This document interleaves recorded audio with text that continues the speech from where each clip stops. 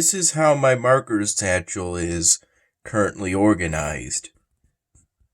I made some adjustments to the skin tone Sharpie markers, maybe not to the skin tone Sharpie markers themselves,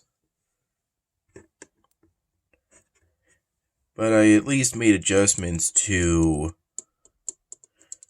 the ranges for the different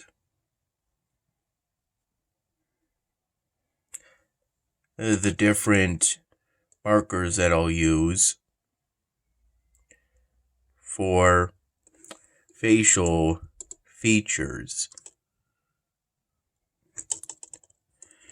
I wasn't able to find an ultrafine marker of this color, despite searching through some of the packs of markers that Dad got me for my birthday and Christmas. I left some of the packs untouched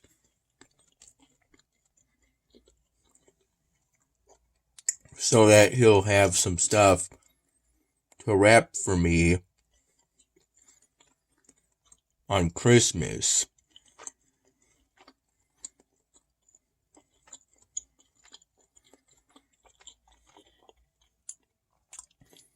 Essentially, I searched through every pack I thought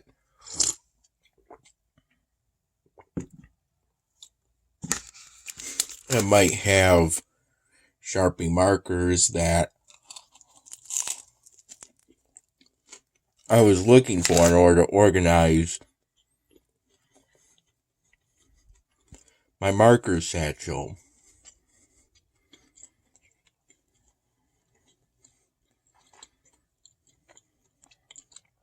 Keeping those packs as intact as I could.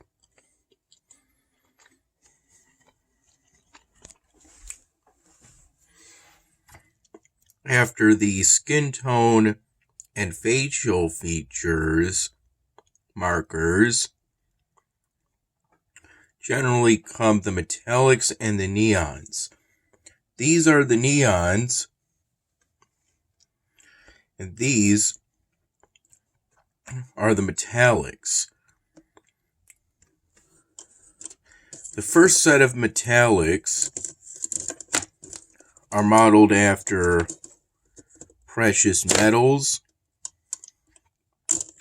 gold, silver, and bronze. And to help me remember the three: first place, second place, third place. Then for the rest, they're modeled after gemstones. I have ruby and sapphire, but I wasn't able to find an emerald.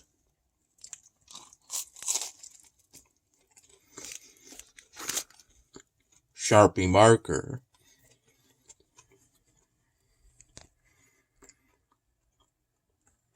In any of the packs.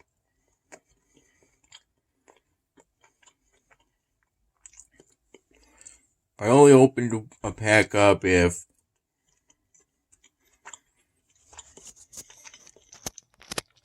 I thought it contained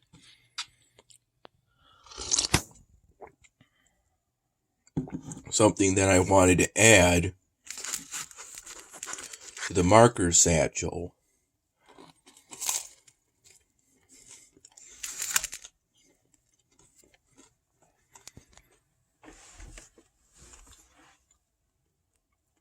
Now, the metallics are special.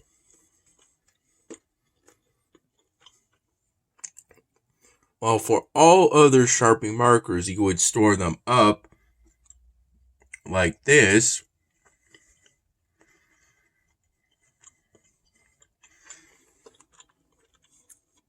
to make it easy to see their color, the metallics you store down. Otherwise, it could result in problems. I think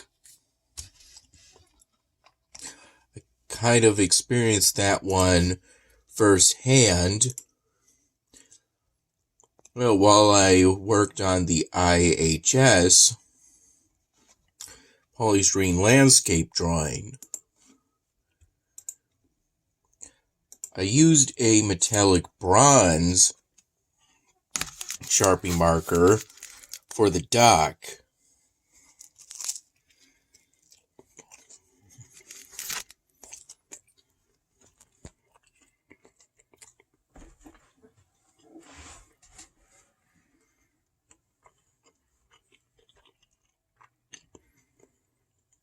And while working on the dock for a pond scene,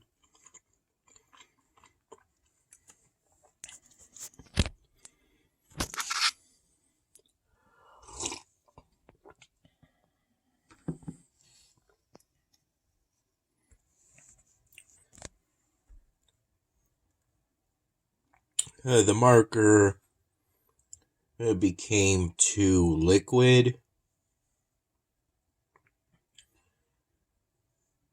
and there ended up being a bit of a spill that I had to resolve by rubbing these fingers against the marker tip several times, essentially.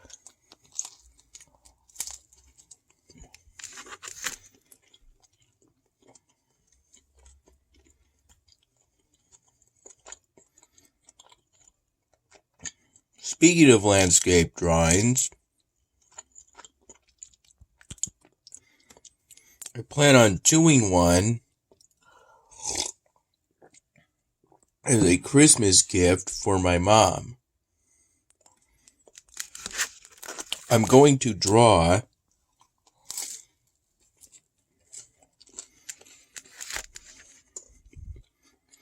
the Mystery Machine van from Scooby-Doo.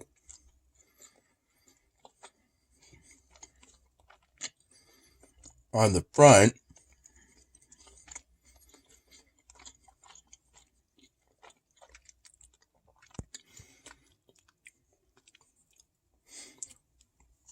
since I know Mom likes Scooby-Doo,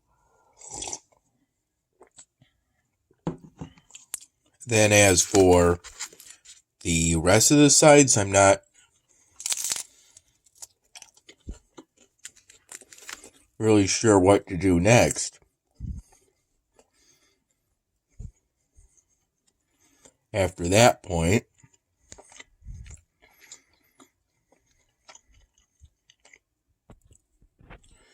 around 6 in the morning, Dad heated up and gave to me some leftover steak with my first cup of coffee.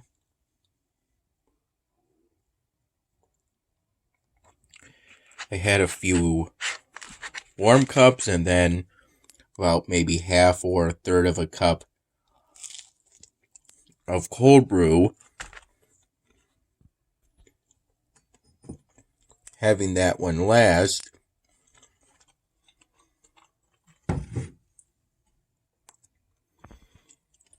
I had that coffee roughly from 6 in the morning to 9 in the morning. And I believe by 9 in the morning, I was working on the Roy G. Biv part of organizing/reorganizing my marker satchel. Reds, oranges, yellows, greens, blues, and purples. going from lightest to darkest hues for those colors. And then after Roy G. Biv, I did grays.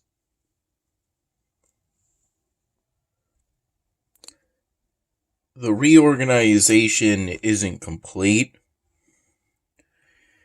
I know that there's a light yellow Sharpie marker around here somewhere that I could put in here.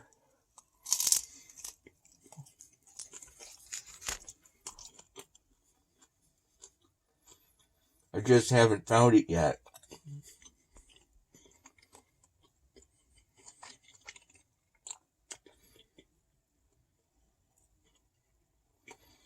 If I recall correctly, I filled up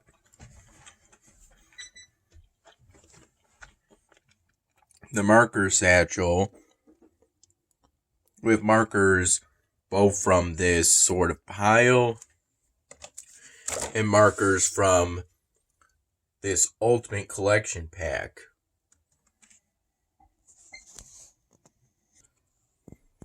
Around noon, I microwaved and had a thing of Bob Evans mac and cheese, one whole container. Though while microwaving it,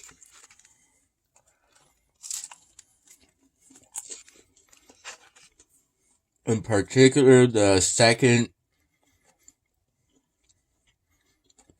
round of microwaving, the instructions tell you to do after peeling back the film some more in order to stir it.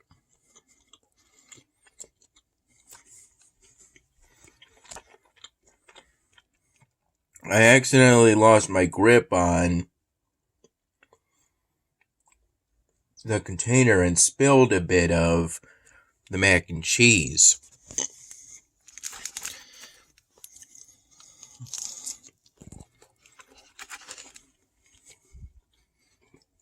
I had to wash off and dry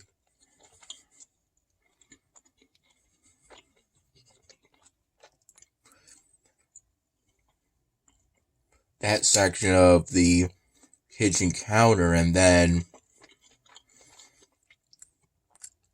part of the microwave door once the second round of microwaving was done. I first did 3 minutes and then 2 minutes of microwaving because for the second round of microwaving, it gave me a range between 1.5 minutes and 2.5 minutes. And when I'm given a range, I like to do the midpoint in terms of how long to microwave something.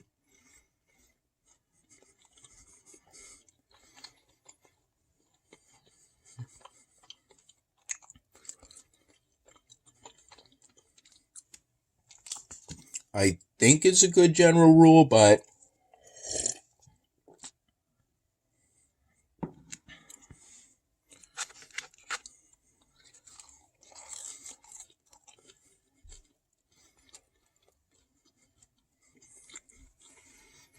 and maybe there's situations where that doesn't apply.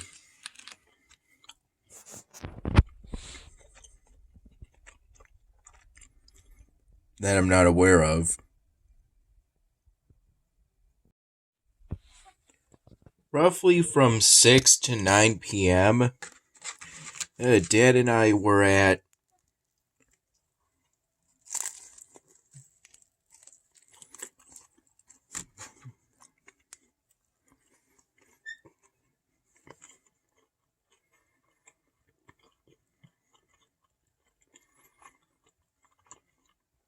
Salvatore's.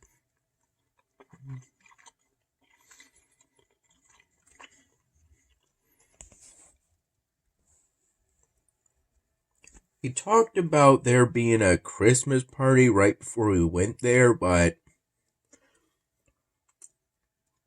In reality, it just so happened that Salvatore's it was decorated for the Christmas season, of which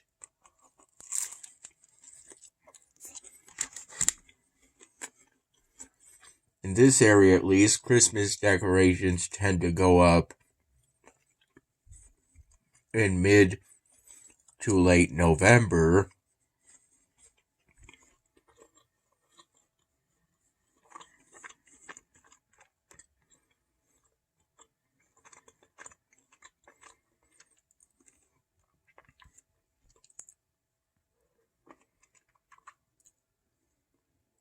And a whole bunch of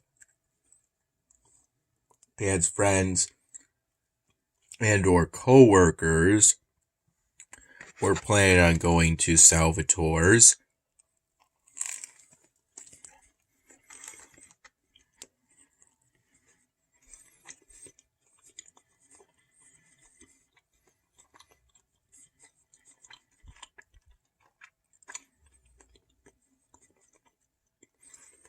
To the point where we couldn't find a spot on Salvatore's parking lot and had to park somewhere nearby.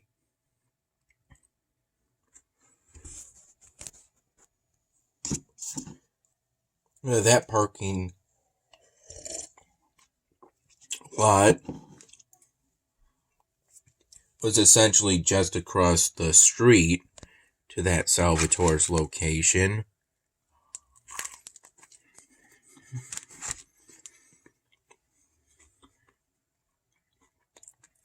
And there was no sign saying that we couldn't park there, so we parked there.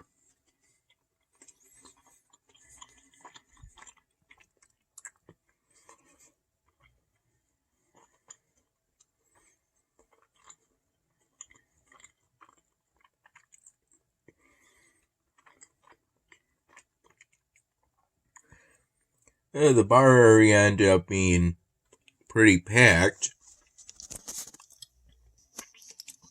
though at times it was still possible for us to get a spot there. Which we did initially, though after a while we decided to sit within the back area because those seats ended up being reserved for postal workers like my dad and many of his friends.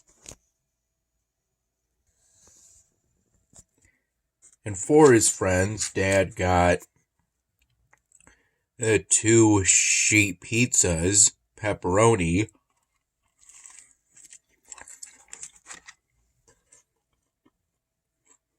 I recall having roughly 8 pieces of pizza, all crust, before deciding I was good. Then I think roughly half an hour or so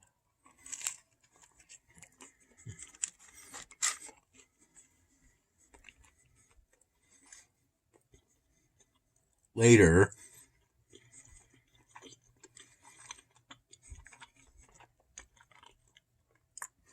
he got an order of fried dough with powdered sugar and cinnamon.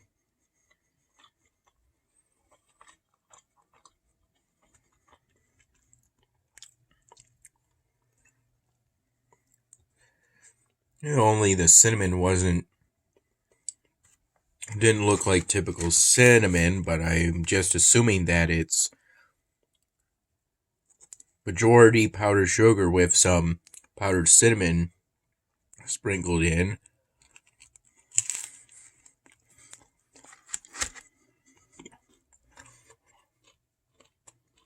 I ended up having the vast majority of that order of fried dough because Dad only took 2 pieces from it.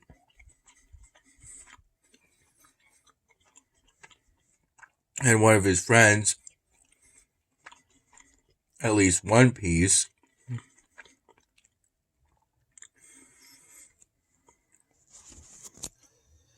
And Dad didn't want any more of it.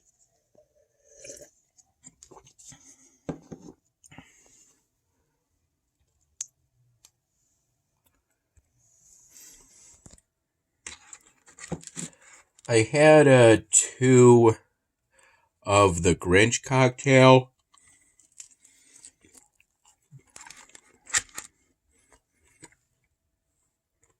Which I believe is a cocktail with spiced rum in it.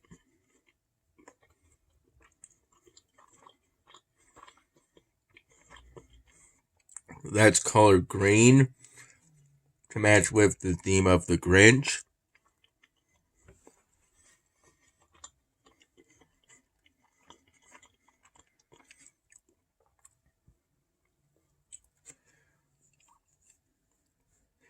Both those cocktails and the glasses of iced water I had afterwards.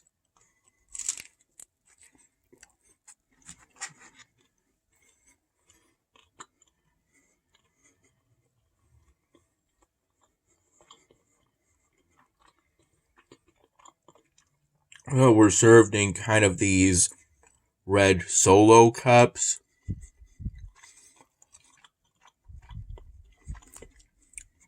Maybe due to the place being kind of packed, at least in the beginning, around 6 to 7 p.m.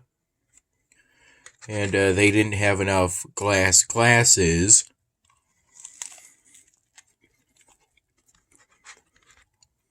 For everyone that was there. So they started passing out the red Solo cups. And for some reason, the Grinch cocktails that I got, it tasted different in a red Solo cup compared to how it tasted in a glass.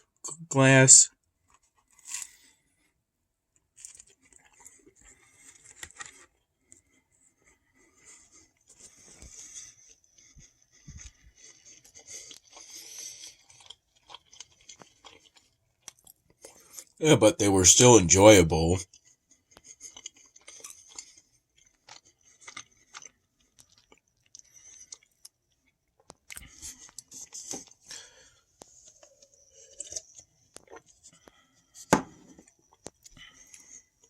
Another thing contributing to how the place was packed was the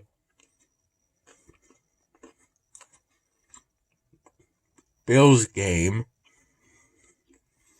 against the Dolphins that was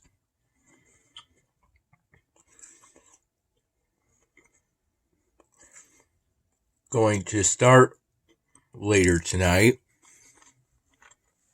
It started around 8 p.m.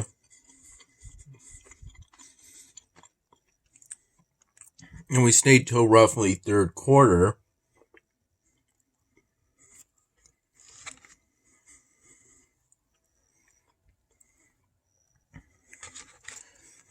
It ended up being a pretty interesting game from what we saw.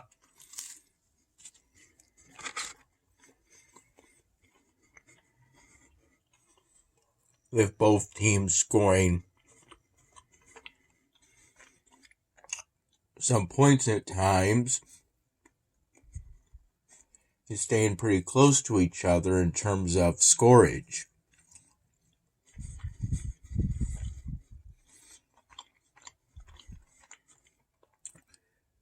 At some points.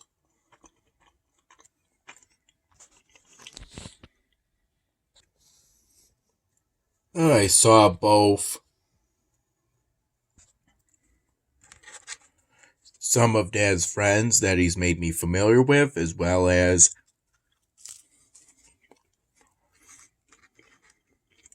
a couple new to me of Dad's friends.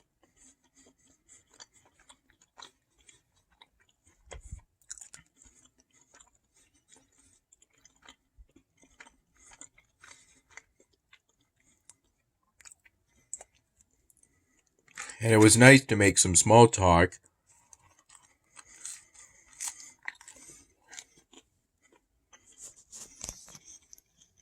at Salvatore's. I caught up on a small backlog in terms of uploading U-Cut projects that ultimately make up my dinner videos. Because my dinner videos tend to be U-Cut projects, they're all U-Cut projects, I generally can't afford to have much, if any, of a backlog of them. But I uploaded the December 15 one in the morning and the December 16 one in the afternoon.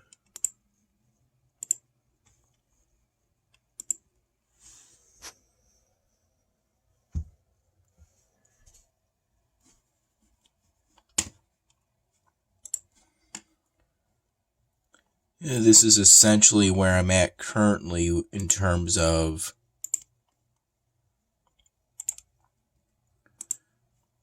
this episodic event.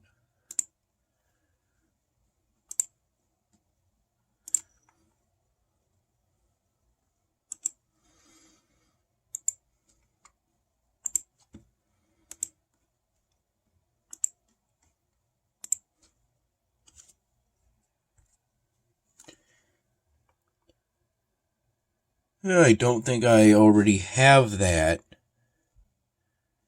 daily exclusive.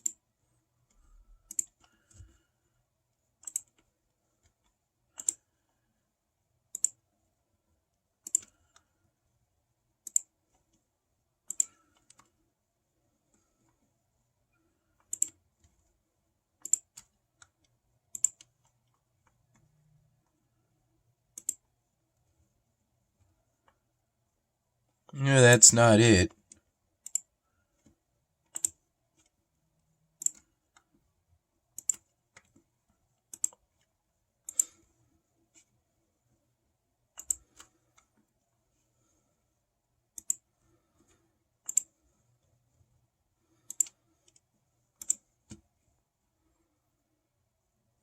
It seems every time I go for a daily exclusive, I end up having to open nearly every single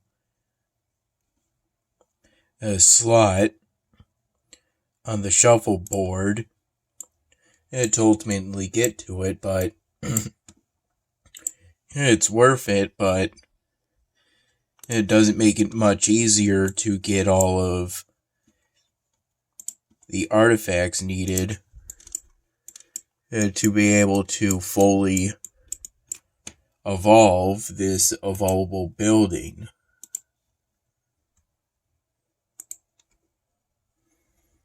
I just collected, so doesn't make any difference.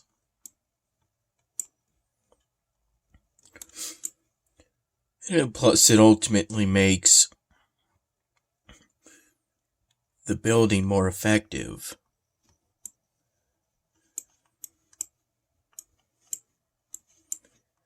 I did a bit of rearranging in preparation of ultimately working towards this side quest.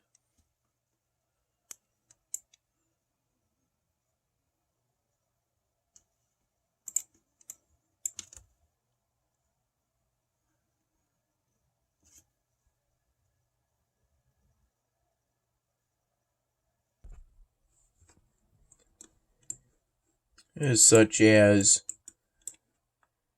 I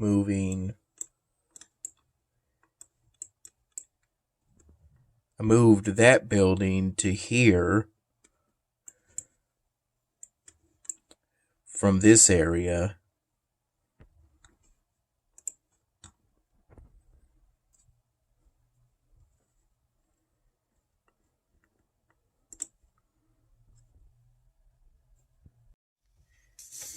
And this is how the envelope looks currently after the second day of organizing / reorganizing my marker satchel.